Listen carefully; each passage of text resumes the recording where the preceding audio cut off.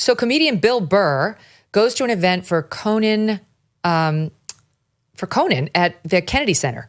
And this is just the other night. And Conan O'Brien. And he gets asked on the red carpet a couple of political questions by random reporters. Bill Burr has made multiple political comments before this moment. But look, the man acts like he's had a bad case of amnesia. He doesn't know why on earth they'd be speaking to him about politics. Watch.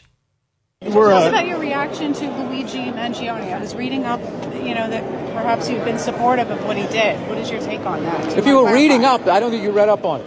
Because I said what I felt about it, and I said what a lot of people said. Some people took it that way. So could you clarify what you think? No, I'm not going to just have some controversial moments so you can get clicks. I'm not doing that. I'm here for Conan. I'm not doing all of this.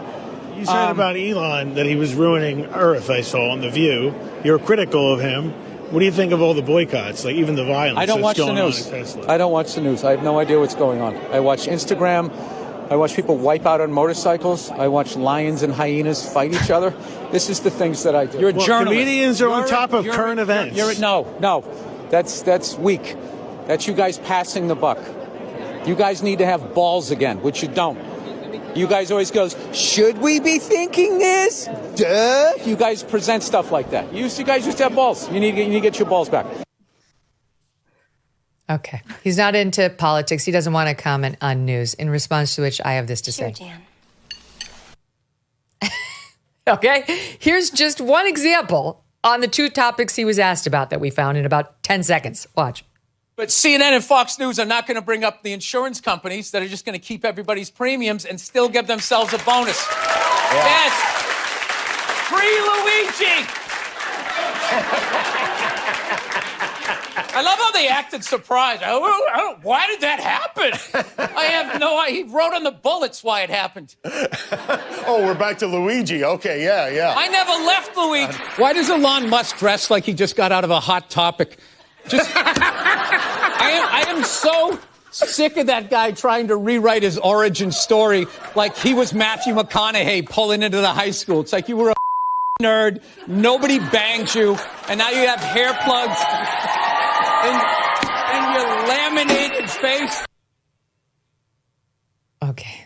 I like Jimmy Fallon. He's a sweet guy. I can speak to that personally. But the over laughter in response to things that aren't that funny is not a good way. That's a bad tick.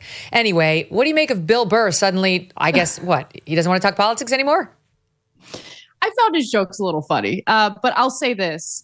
He saw the Mike flag. It was the Newsmax Mike flag, and he didn't want to give them anything. That's all that was.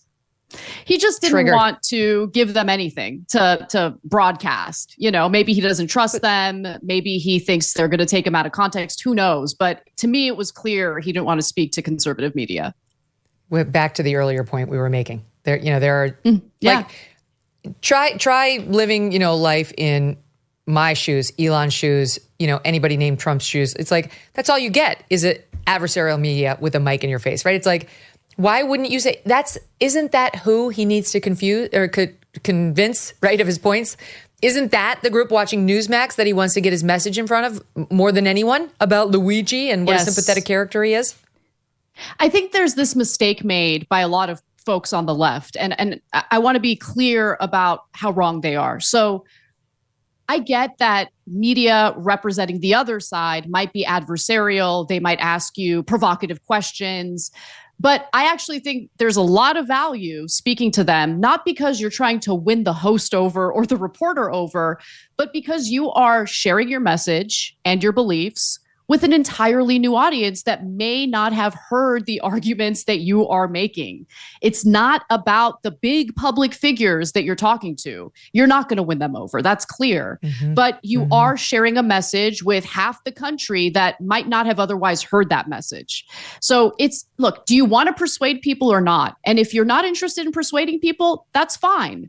But I would venture to say that if you are in the public making political arguments, the reason why you're doing it is to persuade people. What's the point of just preaching to the choir and just talking to people in your echo chamber? It's more effective to talk to people you disagree with.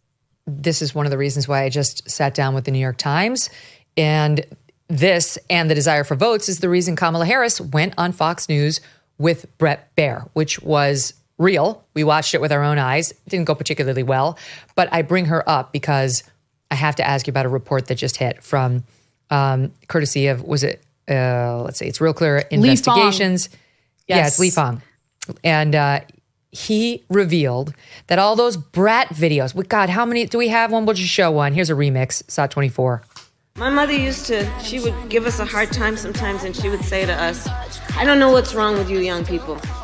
You think you just fell out of a coconut tree?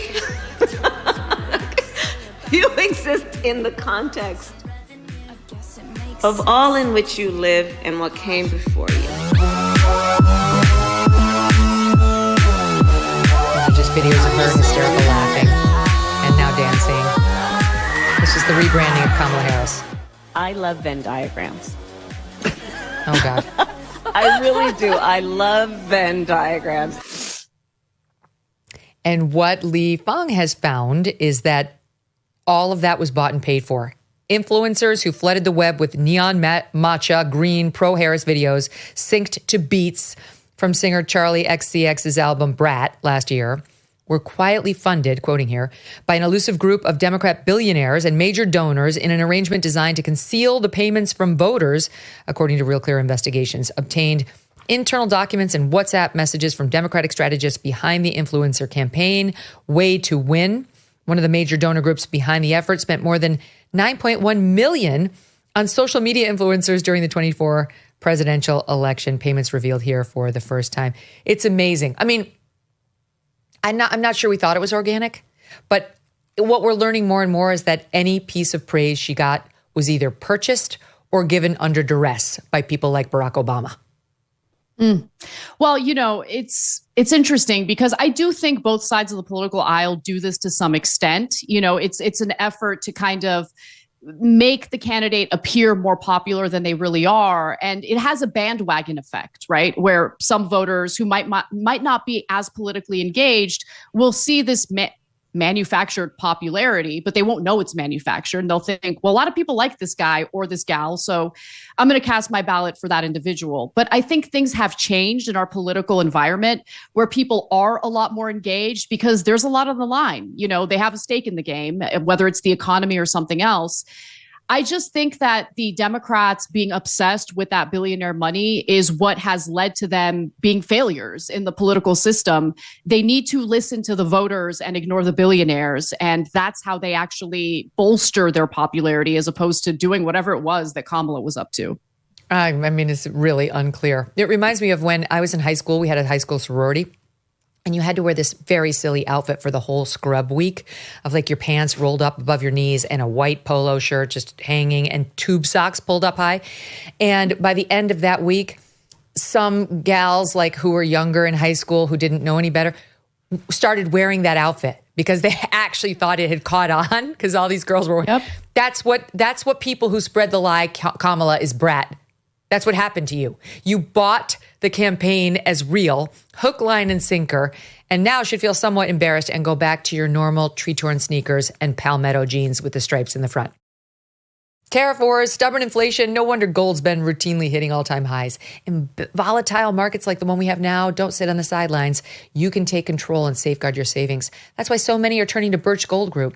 They've helped tens of thousands convert an existing IRA or 401k into one in physical gold.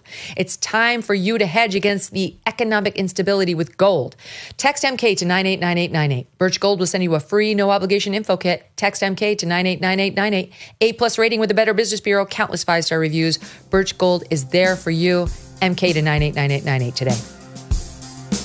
Thanks so much for watching. If you like what you just saw, hit the subscribe button for more clips and full episodes.